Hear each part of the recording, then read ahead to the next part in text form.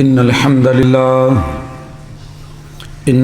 لله نحمده ونستعينه ونستغفره ونعوذ بالله من شرور أنفسنا ومن سيئات أعمالنا من يهده الله فلا مضل له ومن يضلل فلا هادي له أشهد أن لا إله إلا الله وحده لا شريك له وأشهد أن محمدا عبده ورسوله يا أيها الذين آمنوا اتقوا الله حق تقاته ولا تموتن إلا وأنتم مسلمون يا أيها الناس اتقوا ربكم الذي خلقكم من نفس واحدة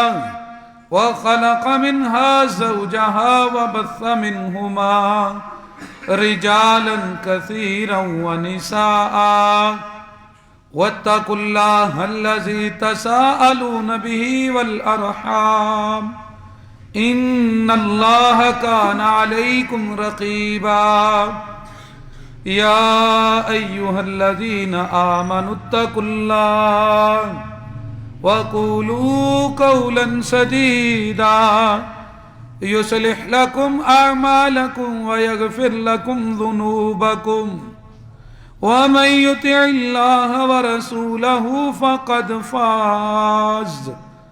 فقد فاز فوزا عظيما أما بعد فإن خير الحديث كتاب الله وخير الهدي هدي محمد صلى الله عليه وآله وأصحابه وسلم وشر الأمور محدثاتها وكل محدثة بدعة وكل بدعة ضلالة وكل ضلالة في النار أعوذ بالله من الشيطان الرجيم من همزه ونفخه ونفسه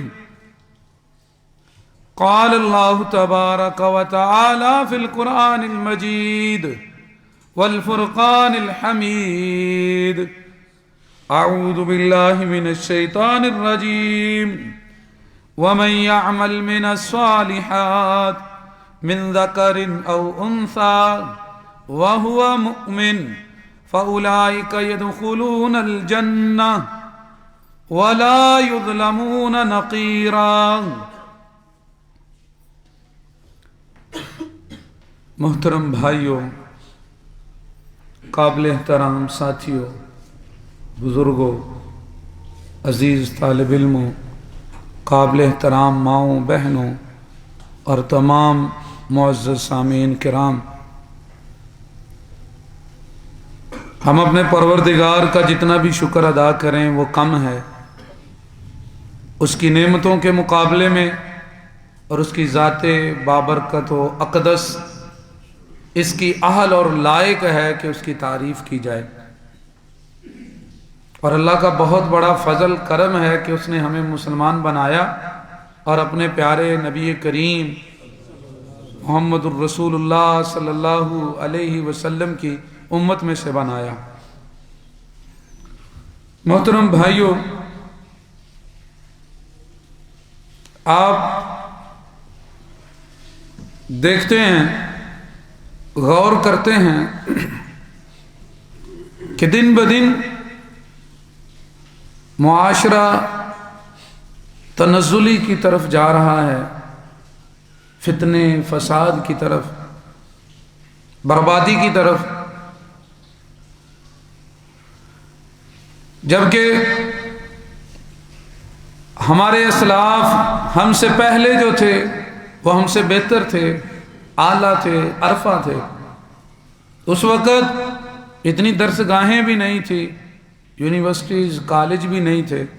اب تو ہر شہر میں ان گنت بے شمار تعلیمی ادارے بھی ہیں، لیکن پھر بھی معاشرہ جو ہے اس کے اندر بگاڑ بڑھتا چلا جا رہا ہے، پریشانیاں بڑھتی چلی جا رہی ہیں۔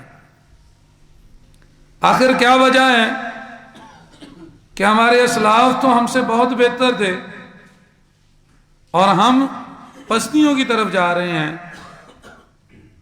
علم بھی عام ہے، پہلے سے زیادہ درسگاہیں بھی موجود ہیں، کتابیں بھی بہت لکھی جا چکی ہیں، کسی چیز کی کمی بھی نہیں ہے۔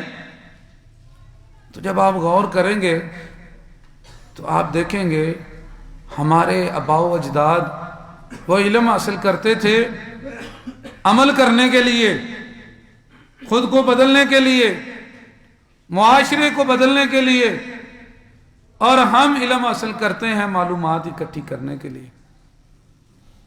ہم بولتے ہیں، دعوے کرتے ہیں، عہد و پیما کرتے ہیں، لیکن عمل نہیں کرتے۔ وہ دعویٰ کریں یا نہ کریں، عمل ضرور کرتے تھے۔ یہ ایک ایسا فرق ہے، یہ ایک ایسی وجہ ہے جو ہمیں دن بدن نیچے لے کر جا رہی ہے، پستی کی طرف، فساد کی طرف۔ محترم بھائیوں، اس میں کوئی شک نہیں ہے کہ نبی کریم صلی اللہ علیہ وسلم نے فرمایا، صحیح بخاری شریف میں 3650 نمبر پہ حدیث ہے، فرمایا خیر امتی قرنی ثم الذین یلونہم ثم الذین یلونہم۔ آپ نے فرمایا میری امت کے لوگوں میں سے سب سے بہترین لوگ وہ ہیں جو میرے زمانے کے لوگ ہیں۔ پھر اس کے بعد 2 یا 3 زمانوں کا تذکرہ کیا، کہا اس کے بعد وہ لوگ سب سے بہتر ہیں جو ان کے بعد ہیں، اور پھر ان کے بعد وہ سب سے بہتر ہیں جو ان کے بعد ہیں، اور پھر وہ سب سے بہتر ہیں جو ان کے بعد ہیں۔ 3 دفعہ یہ تذکرہ کیا۔ اس کے بعد پھر ترقی الٹ رخ سفر کرے گی، پستی کی طرف چلنا شروع ہو جائے گی، اور آہستہ آہستہ خرابیاں اور بگاڑ آنا شروع ہو جائیں گی۔ نبی کریم صلی اللہ علیہ وسلم نے جن کو سب سے بہتر کہا، میری امت میں سب سے بہتر وہ لوگ ہیں، آپ نے کہا جو میرے زمانے کے ہیں، وہ ہمارے اسلاف ہیں۔ ہم غور کریں اگر ان کی زندگیوں پر اور ان کی زندگی میں پیش آنے والے واقعات کے اوپر، تو آپ دیکھیں گے کہ وہ لوگ عمل میں بہت آگے تھے۔ یہ وہ چیز ہے میرے بھائیوں جو انہیں ترقی کی طرف لے کر گئی۔ نبی کریم صلی اللہ علیہ وسلم کے زمانہ تو سب سے بہتر تھا، اور ان میں سے بھی جو سب سے افضلیت اور اہمیت کی حامل شخصیت ہے، امت مسلمہ اہل سنہ والجماع کے نزدیک، وہ ابو بکر صدیق رضی اللہ تعالی عنہ ہیں۔ چند ایسے لوگوں کو چھوڑ دیں جو دل کے کالے ہیں، ان کی بات کی کوئی حیثیت نہیں ہے، نہ اللہ کے ہاں، نہ اللہ کے رسول صلی اللہ علیہ وسلم کے ہاں، نہ قرآن کے ہاں، نہ حدیث کے ہاں، لیکن امت کا جمع غفیر وہ اسی بات کے اوپر ہے کہ اس امت میں سب سے اعلیٰ، ہمارے اسلاف سے سب سے بہتر اور افضل ابو بکر صدیق رضی اللہ تعالیٰ عنہ کی شخصیت ہے۔ صحیح بخاری شریف کے اندر روایت موجود ہے، 1897 نمبر پہ نبی کریم صلی اللہ علیہ وسلم تشریف فرما تھے۔ آپ کہنے لگے کل قیامت والے دن کچھ لوگ ایسے ہوں گے جنہیں نماز کے دروازے سے آواز دی جائے گی کہ آؤ جنت میں داخل ہو جاؤ۔ کہا کچھ ایسے لوگ ہوں گے جنہیں آواز دی جائے گی روزے کے دروازے باب الریان سے، کچھ ایسے لوگ ہوں گے جنہیں صدقہ و خیرات کے دروازے سے آواز دی جائے گی۔ آپ نے کہا جنت کے 8 دروازے ہیں، جو جس نیکی میں زیادہ ہے دوسروں سے اسے اس دروازے سے بلایا جائے گا۔ تو ایک شخص آپ کے صحابہ میں سے اس نے یہ سوال کیا، اے اللہ کے نبی کریم صلی اللہ علیہ وسلم، ذہن میں ایک سوال پیدا ہو گیا ہے، کیا کوئی ایسا ہوگا فَهَلْ يُدْعَى مَنْ، کیا کوئی ایک بندہ ایسا ہوگا جس کو پکارا جائے گا من تلک الابواب کلھا، سارے دروازوں سے؟ رسول اللہ صلی اللہ علیہ وسلم نے فرمایا نعم، جی ہاں ایسا ہوگا، وَأَرْجُو أَن تَكُونَ مِنْهُمْ، اور مجھے یہ امید ہے اے ابو بکر صدیق آپ ان میں سے ہوں گے کہ جنت کے ہر دروازے سے آپ کو انویٹیشن ہوگی، ہر دروازے پر دائی آپ کو بلا رہا ہوگا، آئیے اس طرف سے آ جائیے، اس طرف سے داخل ہو جائیے۔ آپ دنیا میں مچور مسلمان جو ہیں ان کے کل قیامت والے دن جنت کے اندر سردار ہوں گے، جیسے حسن و حسین رضی اللہ تعالیٰ عنہ نوجوانوں کے سردار ہیں۔ میرے بھائیوں، یہ ہے آپ کے افضل ہونے کی دلیل، بہتر ہونے کی دلیل، لیکن یہ پھل ہے، یہ ثمر ہے، یہ ایفیکٹ ہے، اس کا کاز کیا ہے، اس کی وجہ کیا ہے؟ غور اس چیز پہ کرنا ہے ہم نے کہ ہمارے اسلاف میں جو اعلیٰ ہوئے ان میں خوبی کیا تھی، وہ کیسے مرتبوں پہ پہنچے، وہ کس طرح درجات کی بلندی کو پانے والے بنے، آخر وہ خوبی کیا ہے، وہ سبب کیا ہے، وہ وصف کیا ہے؟ جب اس طرح سے کسی شخصیت پر انالیسس کیا جائے گا، تجزیہ کیا جائے گا، اس کے اوپر اس کی سیرت بیان کی جائے گی، پھر میرے بھائیوں سننے والے اس کو اپنانے کی کوشش کریں گے۔ اب میں آپ کو ایک اور روایت ذکر کرتا ہوں جس میں یہ جواب ہے کہ ابو بکر صدیق رضی اللہ تعالیٰ عنہ کو جنت کا ہر دروازہ بلا رہا ہے، وہ اتنی افضل شخصیت ہے۔ اس پھل، اس انعام کی وجہ دوسری ایک حدیث میں بیان ہوئی ہے کہ وہ افضل کیوں تھے، وہ بہتر کیوں تھے۔ وہ میرے بھائیوں جب آپ پڑھتے ہیں، صحیح مسلم شریف کے اندر ہے، 1028 نمبر پہ روایت موجود ہے، خود نبی کریم صلی اللہ علیہ وسلم نے امتحان لیا، آپ نے تجزیہ کیا، صحابہ بیٹھے ہوئے ہیں، وہ مجلس ہے ستاروں کی، آپ اس میں چاند کی طرح جگمگا رہے ہیں، آپ پوچھتے ہیں بتاؤ میرے صحابہ، آج تم میں سے کوئی ایسا ہے جس نے روزہ رکھا ہوا ہے؟ ایک شخص ہاتھ کھڑا کرتا ہے، کہتا ہے انا یا رسول اللہ، مجھے اللہ نے یہ توفیق دی ہے اے اللہ کے پیغمبر، اور وہ ہے عائشہ کے بابا غار یار ابو بکر صدیق رضی اللہ تعالی عنہ۔ آپ اگلا سوال کرتے ہیں کیا تم میں سے کوئی شخص ایسا ہے جس نے آج کسی جنازے کی پیروی کی ہو، کسی جنازے کے پیچھے گیا؟ پھر وہی شخص ہاتھ بلند کرتا ہے مجمع میں اور وہ کہتا ہے مجھے اللہ نے یہ توفیق دی ہے اللہ کے پیغمبر۔ آپ علیہ الصلوۃ والسلام پھر پوچھتے ہیں کیا آج تم میں سے کسی نے کسی مسکین کو کھانا کھلایا ہے؟ پھر وہی شخص ہاتھ کھڑا کرتا ہے پورے مجمع میں کہ میں نے یہ بھی عمل کیا ہے اللہ کے نبی صلی اللہ علیہ وسلم۔ آپ پھر پوچھتے ہیں کیا تم میں سے کوئی ایسا شخص ہے جس نے آج اپنے مسلمان بیمار بھائی کی بیمار پرسی کی ہے؟ پھر وہی شخص ہاتھ کھڑا کرتا ہے اور وہ کہتا ہے جی ہاں مجھے اللہ نے یہ بھی توفیق دی ہے۔ نبی کریم صلی اللہ علیہ وسلم ارشاد فرماتے ہیں مجتمعنا فی امرئ الا دخل الجنہ، اے عائشہ کے بابا ابو بکر، یہ خصلتیں جس میں جمع ہوں وہ جنتی ہے۔ یہ حدیث اس پہلے سوال کا جواب ہے، اس انعام کی وجہ اس میں ہے۔ وہ جنت کا ہر دروازہ کیوں بلاتا ہے انہیں؟ کیونکہ وہ ہر عمل کر رہے ہیں۔ جنت کا ہر دروازہ انہیں کیوں کہہ رہا ہے میری طرف آؤ؟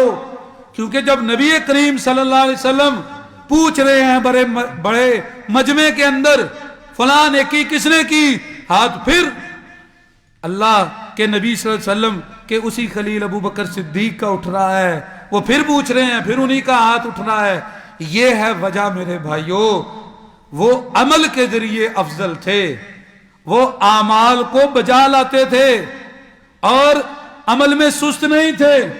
ان کی تعلیم ہماری تعلیم کی طرح خالی نہیں تھی تربیت سے اور عمل سے، ان کی تعلیم کے اندر تربیت تھی، عمل تھا۔ یہی وجہ تھی کہ دنیا میں انہیں سرٹیفکیٹ دیے گئے جنتوں کے، یہی وجہ تھی کہ آپ صلی اللہ علیہ وسلم نے کہا مجھے امید ہے کہ اے ابو بکر تم ان میں سے ہو جنہیں جنت کا ہر دروازہ آواز دے گا۔ آپ غور کرتے چلے جائیں اپنے اسلاف کے اوپر کہ ان میں وہ کون سی خوبیاں تھی جس کی وجہ سے وہ ہم سے بہتر تھے، افضل تھے۔ اور میرے بھائیوں، وہ صرف اچھے عمل نہیں کرتے تھے بلکہ بھلائی میں، خیر کے کاموں میں آگے بڑھ کے ایک دوسرے سے مقابلہ کرتے۔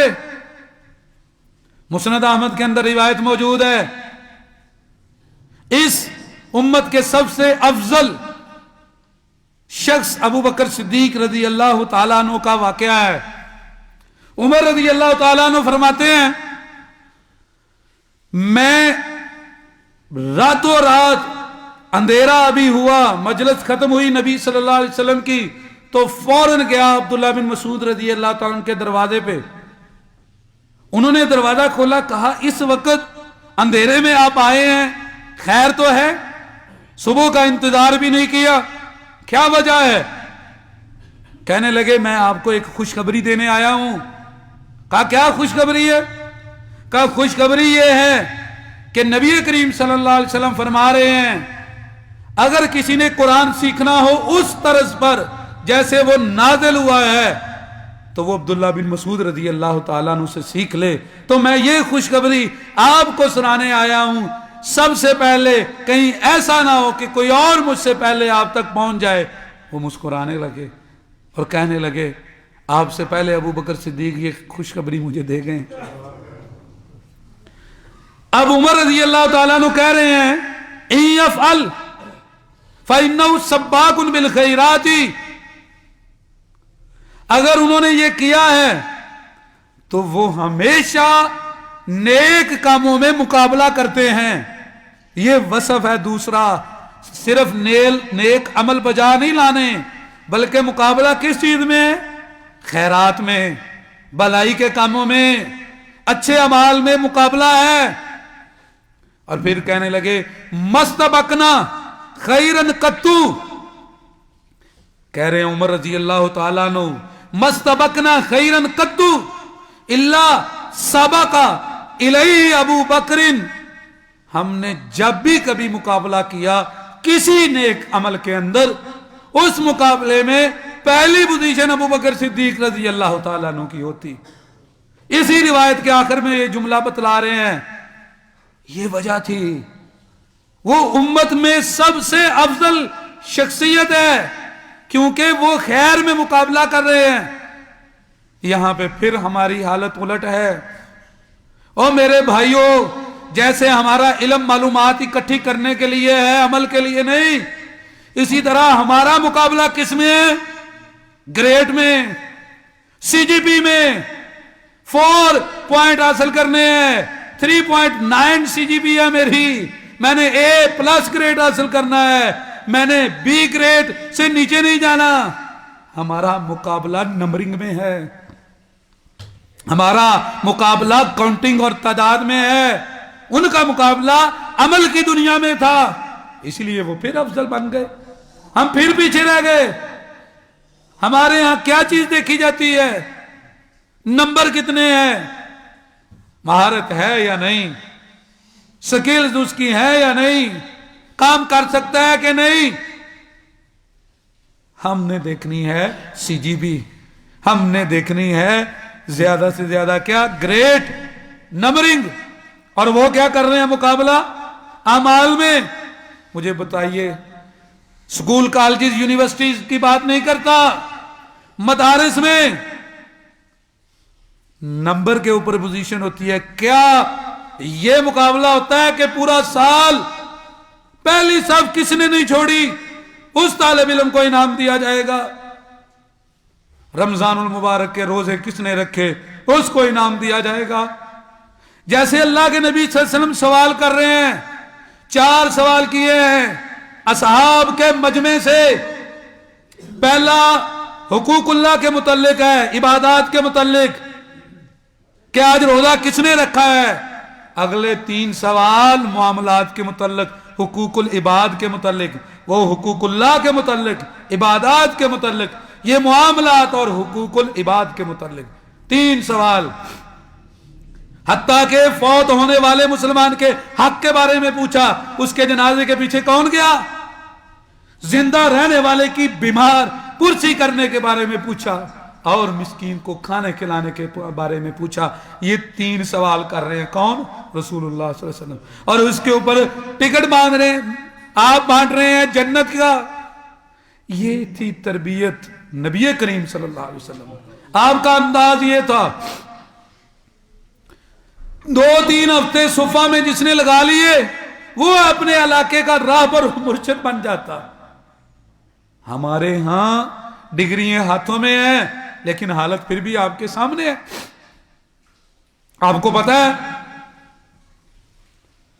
اور بلکہ یہ تعلیم الہاد اور فتنے کی ایسی بنیادیں رکھ رہی ہیں جس میں صرف معلومات اکٹھی ہو رہی ہیں، عمل نہیں ہے، تربیت نہیں ہے۔ یہ پچھلے دنوں میں، اس ہفتے کی بات، آپ نے اسلام آباد یونیورسٹی کاسمیٹس میں نہیں دیکھا کہ کس طرح بہن بھائی کو زنا اور بدکاری کی، بے حیائی کی دعوت دی جا رہی ہے، سوالیہ پرچے میں سوال ڈالا گیا۔ وجہ کیا ہے؟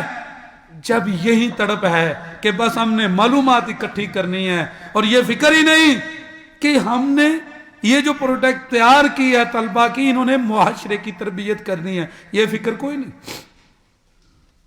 اس لیے ہم ترقی کی بجائے پستی کی طرف جا رہے ہیں۔ اور میرے بھائیوں، آپ اندازہ کیجئے، صرف یہ بس نہیں، اور غور کریں، ہر حدیث میں، ہر ایک واقعہ میں ایک نئی چیز ملے گی آپ کو کہ وہ کیوں بہتر تھے ہم سے، کیوں افضل تھے ہم سے۔ اور ایک اور روایت ابو داؤد شریف میں موجود ہے، ابو بکر صدیق رضی اللہ تعالیٰ عنہ کے بارے میں، جو ہمارے اسلاف میں سب سے افضل بہتر ہیں۔ ان کی شخصیت پہ غور کیجئے کہ وہ کیوں بہتر ہیں۔ عمر رضی اللہ تعالیٰ عنہ ہی بیان کرتے ہیں۔ اب یہ روایت بھی بہت غور و فکر والی ہے۔ جیسے پچھلی روایت میں کیا ہے، ہمارے مقابلے نمبرنگ اور گریڈ میں ہے، اور ان کے مقابلے عمل کے اندر آگے بڑھنے میں تھے۔ اب اس میں آپ غور کریں، عمر رضی اللہ تعالیٰ عنہ فرما رہے ہیں، نبی کریم صلی اللہ علیہ وسلم نے ایک دن حکم دیا صدقہ کرو۔ بات غور سے سمجھنے کی ہے، غور سے سننے کی ہے۔ کہا صدقہ کرو۔ عمر رضی اللہ تعالیٰ عنہ کہتے ہیں، آج میرے دل میں ایک امید پیدا ہوئی، اور وہ امید یہ تھی، آج میں ابو بکر صدیق رضی اللہ تعالیٰ عنہ سے آگے بڑھنے کی کوشش کروں گا، آج میں اس خیر کے عمل میں ان سے جیتوں گا۔ اور امید کس وجہ سے تھی؟ اس ظاہری سبب کی وجہ سے۔ کہتے میرے پاس مال تھا تو میں نے کہا آج میں جیتوں گا، تو ایسے ہی ہوا، میں فوراً میں نے گھر میں کہتے گیا، اپنا مال آدھا کیا، دھیان سے سننے والی بات ہے، اس کو تقسیم کر کے نبی کریم صلی اللہ علیہ وسلم کے لا کر آپ کی خدمت میں پیش کر دیا۔ اور کہا یہ لیجئے، اور بڑا خوش. کیوں؟ کیونکہ وہ تعداد گن رہے تھے، کاؤنٹنگ کتنی ہے، ڈھیر کتنا اونچا ہے، وہ دیکھ رہے تھے تعداد کتنی ہے، حجم کتنا زیادہ ہے. جیسے ہم ڈگریاں دیکھتے ہیں، ہم ڈھیر دیکھتے ہیں. نبی کریم صلی اللہ علیہ وسلم بیٹھے ہوئے ہیں، تھوڑی دیر بعد ابو بکر صدیق رضی اللہ تعالیٰ عنہ بھی آ گئے. انہوں نے بھی لا کے اپنا سامان نبی صلی اللہ علیہ وسلم کی خدمت میں رکھ دیا. اب نبی صلی اللہ علیہ وسلم نے عمر رضی اللہ عنہ کو بھی پوچھا، بتاؤ گھر میں کیا چھوڑ کے آئے ہو؟ کہا آدھا گھر میں ہے، آدھا آپ کے پاس ہے، اور یہ بہت بڑی قربانی ہے، یہ کوئی چھوٹی بات نہیں. وہاں بیٹھے ہی ہوئے ہیں، تھوڑی دیر پر بعد افضل هذه الامہ، اس امت کا سب سے افضل اہمیت کا حامل شخص ابو بکر صدیق آتے ہیں. اب آپ پوچھتے ہیں ہاں جی آپ بتاؤ ابو بکر گھر کے اندر کیا چھوڑ کے آئے ہو گھر والوں کے لیے؟ کہتے اب قیت لہم اللہ ورسولہ، اب قیت لہم اللہ ورسولہ، اس کا رسول ہے، بس مال یہاں پر ہے. اب پھر ابو عمر رضی اللہ تعالیٰ عنہ کو یہ سمجھ آئی، ہم گن رہے ہیں کس کو؟ تعداد کو. یہاں بات تعداد سے اوپر یہ سپرٹ کی بات ہو رہی ہے، یہ بات روح تک پہنچ چکی ہے.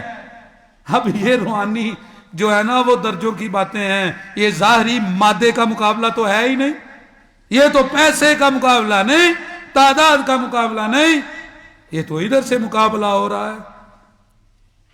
یہ تو مقابلہ سرے تسلیم خم ہونے کا ہے.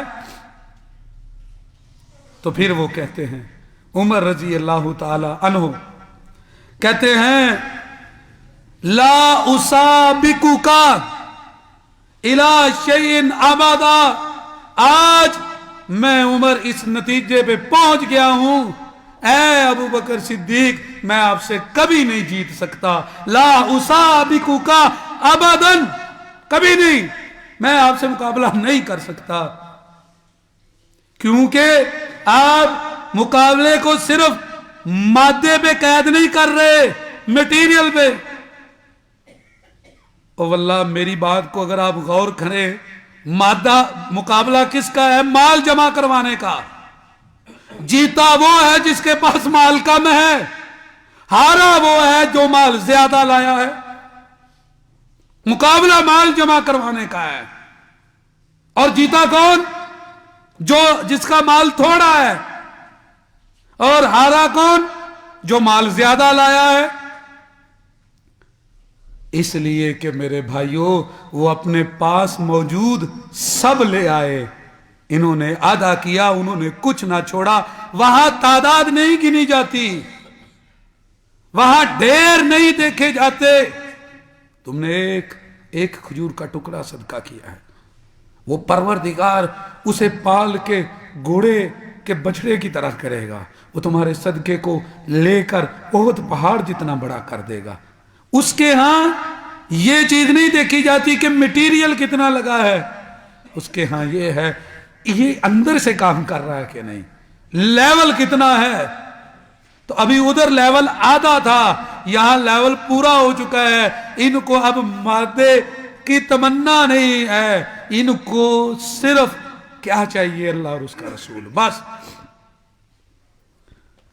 پھر بات آ گئی اقبال کی. اقبال کو تو ہم نے پڑھا ہی نہیں نا غور سے، وہ اس کی تشریح اپنے انداز میں کرتا ہے. کہتا ہے پروانے کو چراغ سے، بلبل کو پھول بس، صدیق کے لیے خدا کا رسول بس.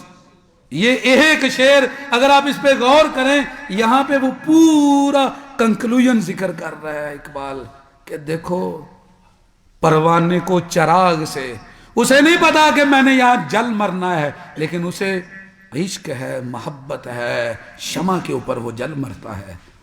اور بلبل کو پھول چاہیے بس، صدیق کے لیے خدا اور رسول بس.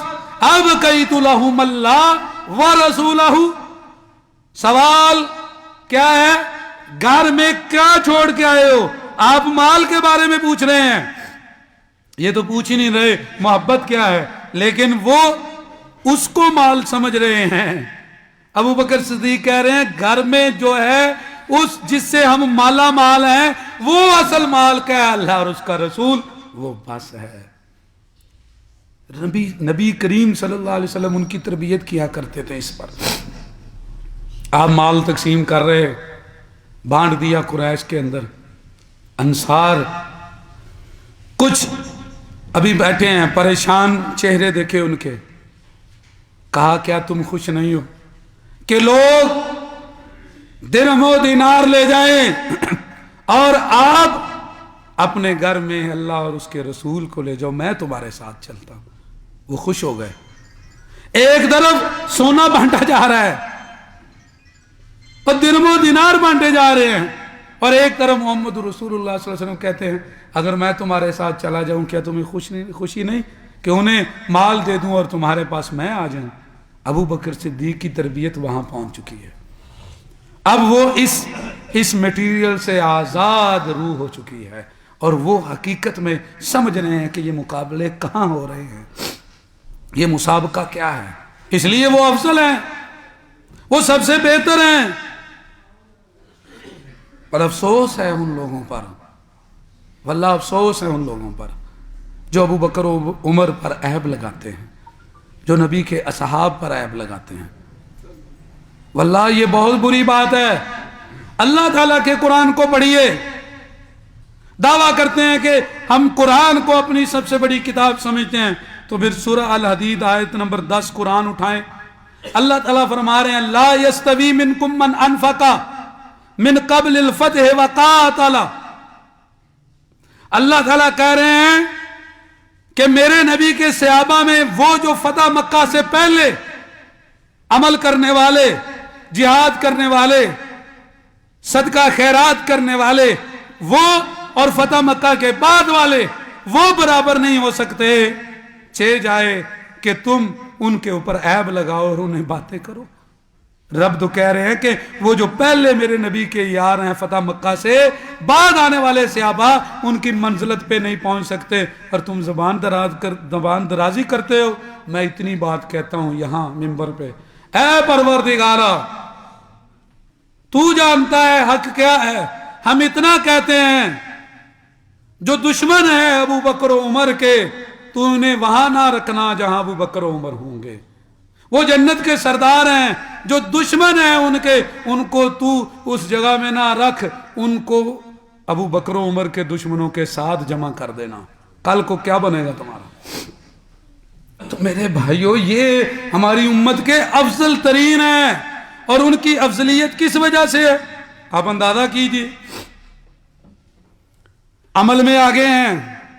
مسابقہ نمبرنگ کا نہیں، مسابقہ کس کا ہے؟ عمل کا، بلائی میں آگے بڑھنے کا. جیت وہ رہا ہے جس کے پاس مال کم ہے، مقابلہ مال کا ہے. ہار وہ رہا ہے جس نے ڈھیر لگا دیا ہے.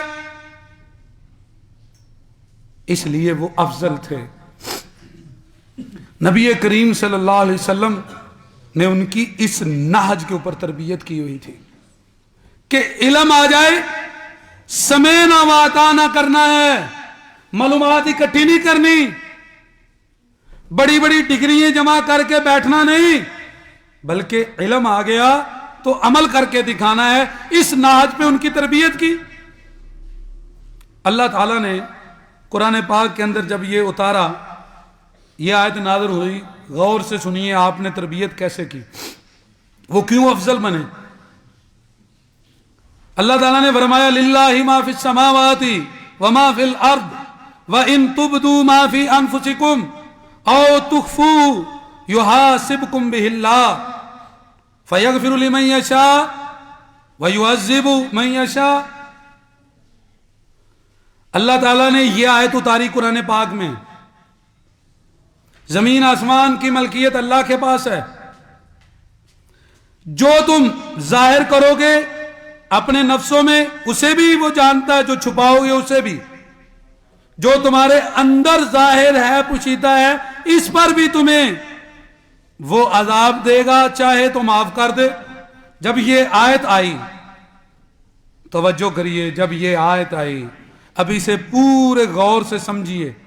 یہ آیت آئی ہے، صحابہ رضوان اللہ علیہ مجمعین نبی کریم صلی اللہ علیہ وسلم کے پاس آ گئے، گھٹنوں کے بل بیٹھ گئے، عاجزی انکساری سے کہنے لگے، اے اللہ کے رسول، اللہ نے نماز کا حکم دیا ہم نے مان لیا، زکوٰۃ کا حکم دیا ہم نے مان لیا، جہاد کا حکم دیا ہم نے مان لیا، روزوں کا حکم آیا ہم نے مان لیا اور عمل